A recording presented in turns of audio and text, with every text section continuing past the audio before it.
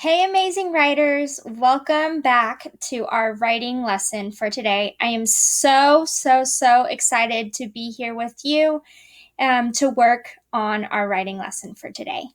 So, today we are going to begin step 4 of the writing process, which is editing, and this is day 1. Tomorrow we'll be doing day 2.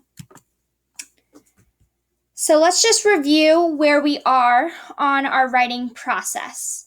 So last week we did step 3, revising. That's where we were making our writing better.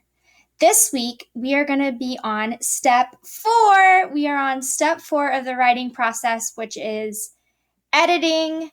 That is where we are making our writing correct. And during the editing, that is where you need to think of our CUPS, our acronym CUPS. CUPS stands for capitalization, understanding, punctuation, and spelling. This is where we are going to check our writing to make sure that we've used capital letters, if it makes sense, if you use the correct punctuation, and does it look right, if your spelling is correct. So let's see specifically what we're going to be working on today. Let's look at our objective together. Let's read it in the count of 3. Ready? 1 and 2 and 3. Kipsters will be able to edit their drafts by identifying complete sentences and adding correct punctuation. Friends, today we are going to be making sure that we have complete sentences and adding the correct punctuation to our writing.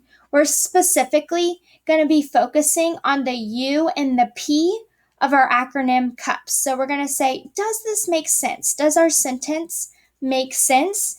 And do we have punctuation in our writing? Or is it the correct punctuation?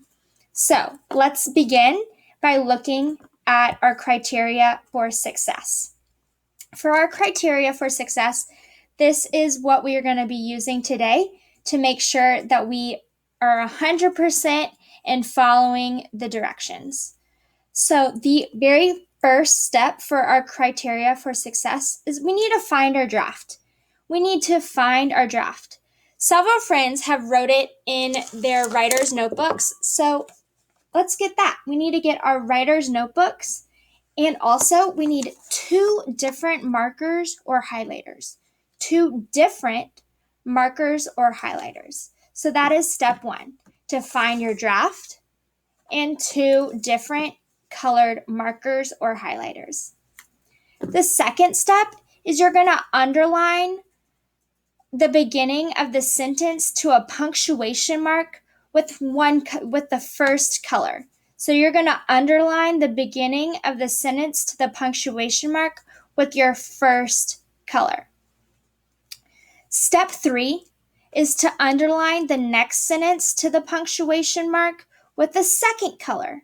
You're going to underline the next sentence to the punctuation mark with a second color. Are you going to be using the same color?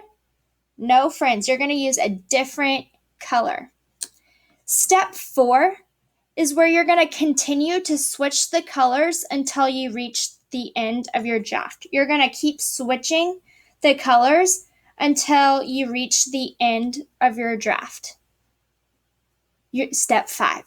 That is where you're going to reread the underlined sentence. You're going to reread your underlined sentence. So you'll reread the underlined sentence that is all marked in orange, and then you'll reread your underlined sentence that's all marked in pink.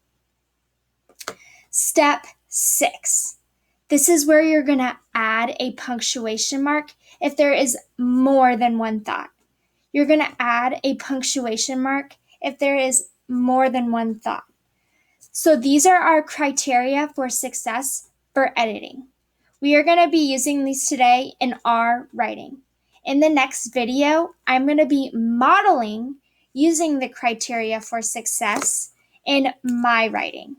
I'm going to be modeling the criteria for success in my writing. I will see you then, friends.